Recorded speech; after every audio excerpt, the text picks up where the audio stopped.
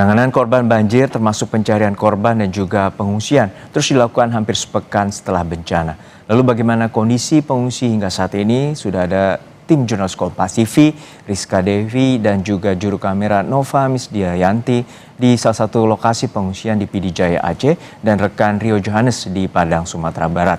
Namun kita sapa rekan Rizka Devi di Aceh terlebih dahulu. Rizka, untuk saat ini seperti apa kondisi warga yang mengungsi, lalu seperti apa bantuan yang telah disalurkan bagi warga? Apakah telah terpenuhi? Ya, Juna dan juga saudara, ini saya melaporkan langsung dari salah satu titik pengungsian di Pidijaya yang tersebar di 49 titik lokasi pengungsian. Ini terdapat di komplek pemerintahan Pidijaya. Dan memang saat ini untuk kondisinya masih banyak warga yang memang masih bertahan di tempat pengungsian ini. Namun sebagian warga ini sudah pulang untuk melihat rumah mereka untuk kemudian bisa membersihkan material banjir. Ini memang kalau di tempat wilayah saya melaporkan ini rata-rata ketinggian material longsor, maksud kami material banjir ataupun lumpur ini bisa mencapai 1 meter begitu. Sementara tadi juga ada sebagian warga yang mengaku memang tidak pulang ke rumah karena material banjir ini sulit untuk dibersihkan, mengingat memang cuaca di sini sudah terik begitu sehingga lumpur yang tadi sedang rumah ini sudah mulai mengeras begitu. Sementara untuk kondisi terkini di kampung pengungsian ini memang logistik sudah tiba sejak beberapa hari yang lalu dan memang untuk bantuan ini tiba secara bertahap, baik untuk bantuan makanan, kemudian obat-obatan dan juga pakaian begitu. Sementara bantuan ini juga diterima dari pemerintah pusat, pemerintah daerah dan juga memang dari relawan dan juga komunitas-komunitas yang ada. Sementara juga untuk kondisi terkini di sini memang kekurangan air bersih begitu ya. Karena memang pasokan air bersih yang terbatas di hampir wilayah Pidijaya ini untuk pasokan airnya difasilitasi melalui mobil tangki air dan memang untuk kebutuhannya ini masih terbatas. Sementara untuk fasilitas sanitasi juga ini masih berkecukupan begitu. Juno. Ya Rizka, untuk saat ini seperti apa fasilitas kesehatan bagi warga? Tentu sepekan ini warga mengalami kondisi di mana sulit untuk mendapatkan tempat yang layak untuk bersih-bersih dan juga untuk mendapatkan air bersih. Lalu seperti apa kesehatan dan obat-obatan bagi warga? Ya Juna, ini kalau misalnya kita lihat untuk kondisi di kamp pengungsian sendiri untuk obat-obatan ini memang difasilitasi begitu dari bantuan, namun memang untuk jumlahnya ini masih terbatas. Sementara untuk tim medis juga sudah dikirim dari Dinas Kesehatan Aceh beberapa hari yang lalu, namun untuk jumlah tim medisnya juga masih terbatas begitu. Sementara untuk akses kesehatan juga di sini ada rumah sakit daerah begitu, dan saat ini memang kondisinya full begitu, mengingat memang hingga saat ini proses evakuasi masih dilakukan begitu dan penemuan korban ini juga masih terus dilakukan begitu. Kemarin informasi kami terima dari Basarnas ada penambahan korban meninggal 2 orang dan memang ini korbannya tersebut dievakuasi setelah banjirnya surut begitu dan tertimbun lumpur yang ada di rumahnya sendiri. Untuk kesehatan ini memang masih kita update bertahap apakah nanti akan ada penambahan tim medis atau seperti apa, Juno. Baik, terima kasih atas laporan lengkap Anda, jurnalis Kompas TV, Rizka Devi dari Pidijaya Aceh. Lalu kita akan menyapa rekan Rio Johannes dari Padang, Sumatera Barat terkait dengan banjir bandang dan juga longsor di sana. Rio, untuk saat ini bagaimana akses pencarian korban dan juga distribusi bantuan logistik di Sumatera Barat? Hingga saat ini memang di Provinsi Sumatera Barat itu masih ada 3 titik pencarian korban, 2 diantaranya di Kabupaten Agam, 1 di Kota Padang Panjang. Di Kota Padang Panjang sendiri itu di kawasan Lembah Anai, korban banjir bandang dari Jembatan Kembar Kota Padang Panjang. Lalu di Kabupaten Agam, titik pencarian korban yang berada di Kecamatan Malala dan juga di Kecamatan Palembayan.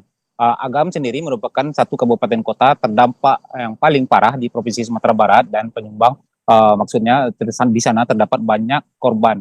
Dan sehingga saat ini hingga pukul 9 pagi tadi itu data terbaru yang diupdate oleh BPBD Provinsi Sumatera Barat menyatakan bahwasanya jumlah korban akibat banjir dan longsor di Provinsi Sumatera Barat itu ada 132 orang yang meninggal dunia, sementara 118 orang lain masih dalam pencarian. 118 orang korban yang masih dalam pencarian ini berada di Kecamatan Melala, Kecamatan Palembayan, dan di Kota Padang Panjang. Demikian, Juno. Ya Rio, untuk saat ini memang situasinya sangat kompleks di mana ada jalan dan juga jalur komunikasi yang terputus. Lalu seperti apa kondisi saat ini? Apakah sudah dapat terbaiki dan juga akses jalan dapat dilalui?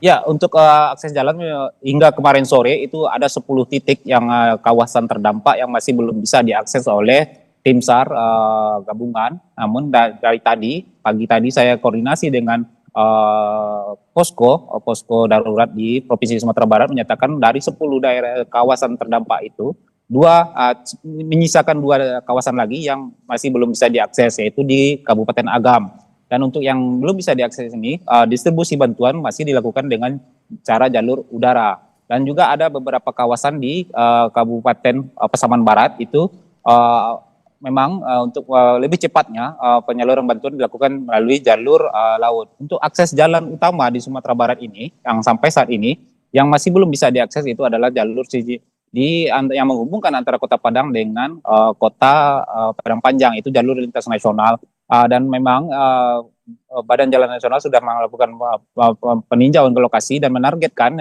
jika dimulai pengerjaannya bisa selesai paling cepat dalam 1 pekan, jalur jalan itu sudah bisa kembali dilalui secara normal.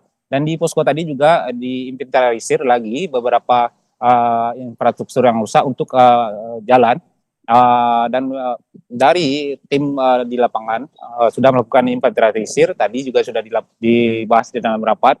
Ada beberapa jembatan yang memang harus segera diperbaiki, atau nantinya tim gabungan berencana akan memasang jembatan Bailey di sana untuk akses distribusi bantuan agar lebih baik ke daerah-daerah terdampak. Demikian, Juno. Ya Rio, untuk saat ini situasi pengungsian juga tentu banyak warga yang terdampak. Lalu bagaimana dengan pemberian bantuan makanan dan juga serta obat-obatan bagi warga di pengungsian? Ya, untuk kebutuhan bantuan sendiri saat ini saya memantau beberapa titik posko bantuan. Bantuan sudah mencukupi dan cukup banyak. Untuk penyalurannya memang ini untuk warga-warga atau masyarakat terdampak yang mengungsi, mereka berada di titik pengungsian itu terjangkau dengan baik, tersalurkan dengan baik. Baik itu kebutuhan makanannya, pakaiannya, dan kebutuhan pribadi lain seperti sabun mandi, gosok gigi. Sementara untuk warga, ada sebagian warga terdampak yang memang tidak tinggal atau menginap di pengungsian. Mereka lebih memilih untuk mengungsi di rumah sanak famili, dan lalu ketika pagi mereka datang kembali ke rumah yang terdampak membersihkan. Nah, inilah yang luput dari bantuan. Kebanyakan dari mereka yang tidak tinggal di pengungsian ini belum terjangkau bantuan dengan baik. Dan untuk tim kesehatan sendiri di sini, Polda Sumbar juga menurunkan tim kesehatan, Dinas Kesehatan juga menurunkan tim kesehatan, ID juga. Jadi tim kesehatan ini memang mobile sifatnya melakukan pemeriksaan dari satu titik pengungsian ke titik pengungsian lainnya. Ya, mereka juga berkolaborasi untuk memberikan trauma healing bagi anak-anak yang korban terdampak banjir di Kota Padang. Demikian, Juno. Baik, saat ini masih ada 2 kabupaten, salah satunya Kabupaten Agam yang masih terhambat untuk jalur akses jalan maupun komunikasi. Terima kasih atas laporan lengkap Anda, Rio Johannes, dan juga sebelumnya ada rekan Rizka Devi dari PD Jaya Aceh.